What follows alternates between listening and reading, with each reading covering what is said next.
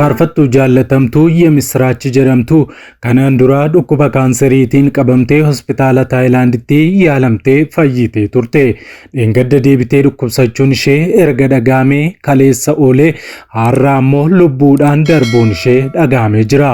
Faarfattuun baay'ooliin jaallatamtuu gara gooftaa deemte kun eenyu? Haalli isheen ittiin lubbuun darbite hoo maali? Bal'ina isaa isin biraan geenya.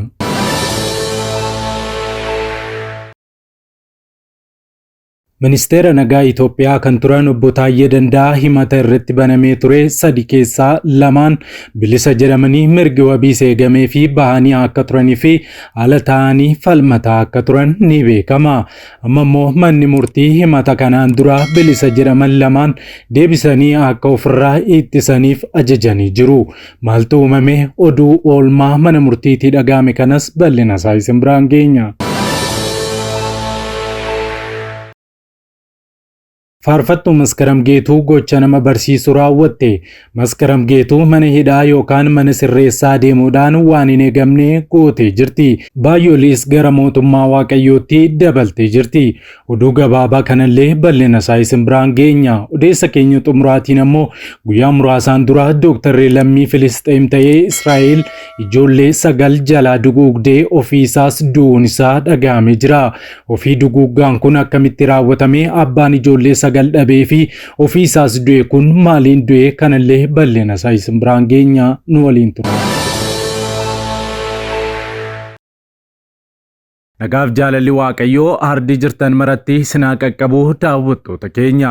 Odeessa wayitawaa yeroo kanaaf siniif qindeeffannee qabannee dhiyaanneerraa hamma xumura qophii keenyaatti nu wajjin turaan affeerraa keenya. Yeroo jalqabaaf gara chaanaalii Kiristiyaan Miidiyaatti kan dabalamtan subscribe gochuun mallattoo beelii sana fuulduratti isinii dhufu ala tokko gadi tuquun ol kan jettu irra kaa'adhaa. Like, share, commentis godhaa.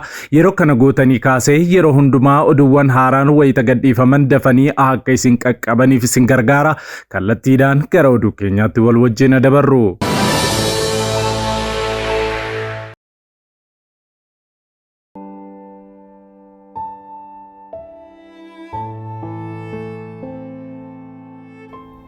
Video kana like gochuudhaan jalqabaa. Odeessa keenyaarraa oduu gaddaatiin jalqabna.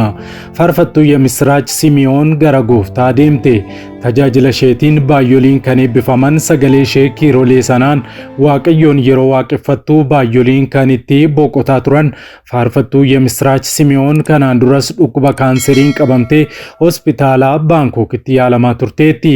Xumura irrattis dhukkuba isheerraa fayyiteetti jedhamuudhaan gara Itoophiyaatti erga deebiteen booda ji'ootaaf gammachuun Waaqayyoon tajaajilaa galateeffataa turteetti.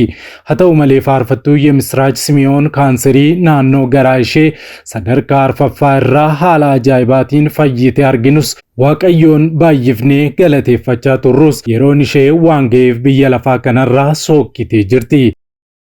Guyyaa dheengaddaa akka tasaa dhukkubbiin itti dhagahamnaan hospitaala kan seentee faarfattuu የምስራች erga qorannoo taasiftee kaanserii dugda isheetti lafee sadaffaa irratti somba ishee irrattis argameen hatattamaan hospitaalatti yaalii jalqabde. Ta'us yaalii jalqabdee sa'a 48 tunguutiin har'a saatotaan dura gara gooftaa deemuun ishee dhagahamee jira. Waggoota dhiyoo asitti tajaajiltoonni tajaajila irra jiranii nu biraa fudhatamaa akka jiran ni hubattu.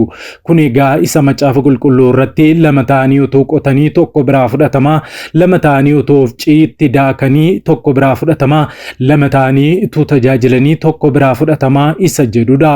Isaan kun dhiphina mootummaa bineensichaa dhufaa jiru sana akka hin argineef gooftaan gara ofiisaatti sassaabbataa jira.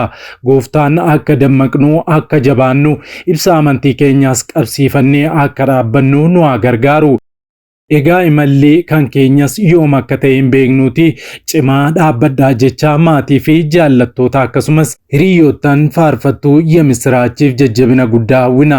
Itti fufees mudhiin keessan hidhatamaa, ibsaan keessanis ifaa haa ta'u. Akkasuma ilmi namaa yeroo isin hin eegnetti waan dhufuuf isinis immoo qophooftanii taa'utu isinirra jira jedha. Wangeela Luqaas boqonnaa 12 lakkoofsa 35 hanga 40tti dubbii gooftaan keenya waa'ee deebii dhufu isaatiif dubbatedha. Nuyi amma dubbii gooftaa keessaa waan arganne isinitti himuuf jenna. Nuyi warri gaafa gooftaan deebi'ee dhufuu utuu hin du'in jirru warra obbaafatan dura hin buunu. Sagaleen guddisee nama abboomuu, sagaleen hangafa ergamootaa hin dhaga'ama. Malakanni Waaqayyoo sin afuufama. Kana hundumaa wajjin gooftaan Waaqa irraa gad hin bu'a. Warri Kiristoositti amananii du'an dura hin kaafamu. Kana booddee nuyi warri utuu hin du'in lubbuun hafne immoo isaanuma wajjin qilleensa keessatti gooftaa simachuudhaaf duumessa keessaa ol hin butamna. Ergasii yeroo hundumaa gooftaa bira hin jiraanna. Kanaafis dubbii kanaan wal jajjabeessaa jedha. Tokkoffaa Tasalonqee boqonnaa 4 lakkoofsa 15 hanga 18.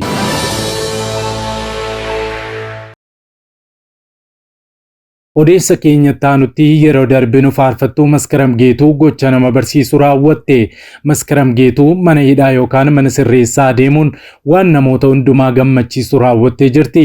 Faarfattuu Maskiin faarfannaawwan ishee waggoota dheeraaf ittiin nu eebbisaa jirtuun baay'ooliin keessan hin beektu. Faarfattuun kun amantoota gidduutti maqaa gaarii kan qabduu fi baay'ooliin kan ishee kabajan jaallatamummaa hedduus tajaajiltuu horattedha.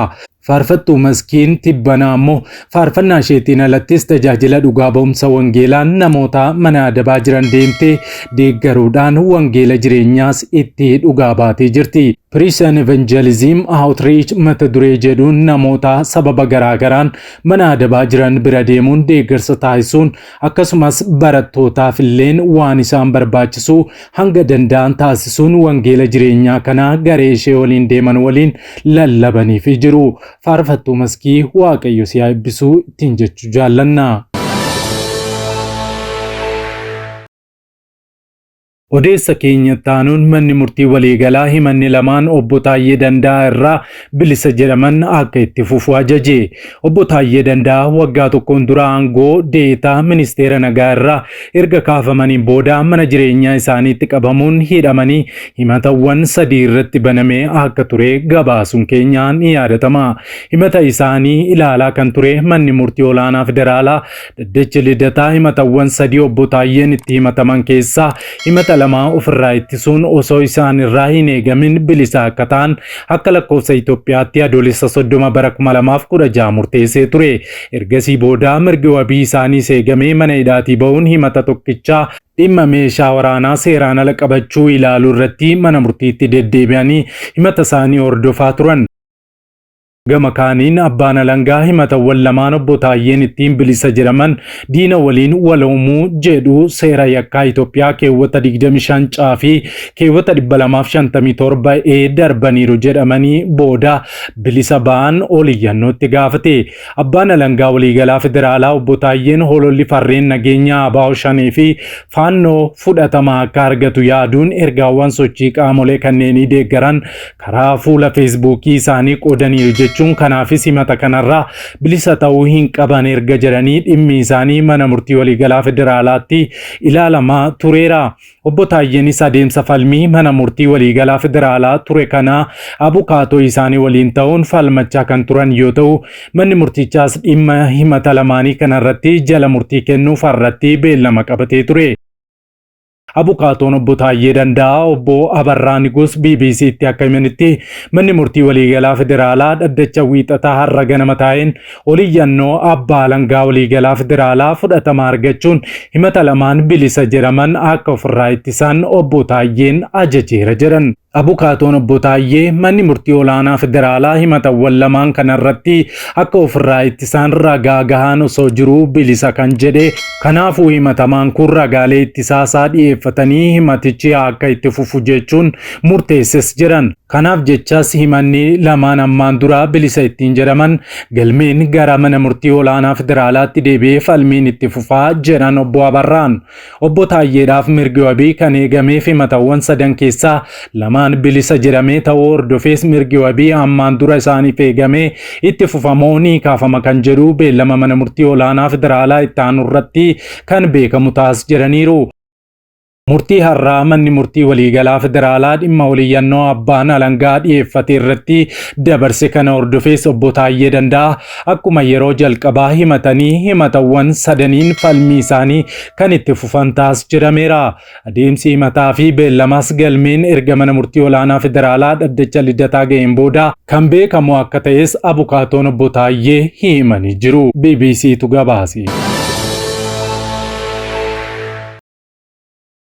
Odeessa keenya xumuraatiin abbaan haleellaa Israa'eliin ijoollee 9 jalaa dhuman miidhama irra ga'een lubbuun isaa dabarte.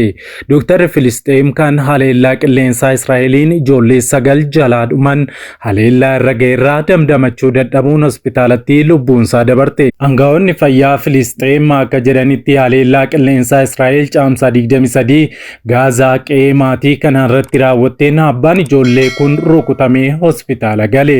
Dooktar Hamid Al-Najjar osoo haadha manaasaa Dr. Alaa Al-Najjar hospitaalatti geessee deebi'uu rukutame. Abbaan manaa fi haati manaan kunneen lameenuu hospitaala Naasir keessa hojjetu turan. Haleellaa Israa'el mana isaanii kan Yuunis keessatti argamu irratti raawwatteen ijoolleen isaanii 9 battalumatti sanaa yoo ajjeefaman daa'imni umuriin isaa waggaa 11 ammoo baay'ee miidhamee hamma hospitaalatti yaalamaa jira. Hamid miidhaa sammuu fi keessa qaamaa isarra ga'eef wallaansa fayyaa argachaa ture garuu damdamachuu hin dandeenye. Sanbata darbee lubbuun isaa dabarte. Maatii 12 keessaa yeroo ammaa nama 2 qofaatu hafan jechuudha. Haadha maatii kanaa yookaan Dr. Alaa Al-Najjaarii fi daa'ima isaanii kurnaffaa yeroo ammaa hospitaala jiru qofaatu lubbuun jiru jechuudha. Gurbaan dhumaa kunillee fayyummaan isaa yaaddoo keessa jira jechuun BBCtu gabaase. Waaqayyo baa giddu galeessaa fi addunyaa keenyaaf nagaa nuuf haa buusu.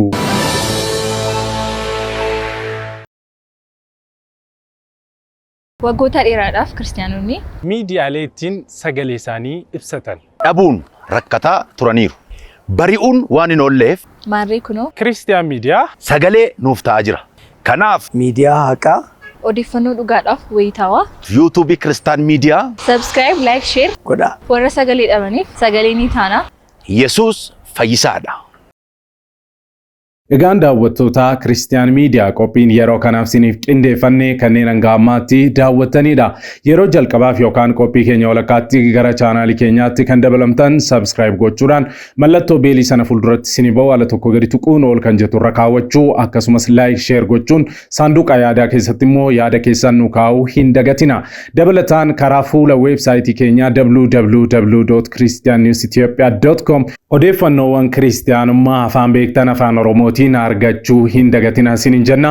Liinkii isaa koomentii jalqabaarra isinii keenya. Sa'aatii muraasaa booddee odeeffannoo haaraaf gara biraatiin amma deebinee ol arginutti turtii gaarii isiniif haa ta'u nagaan tura.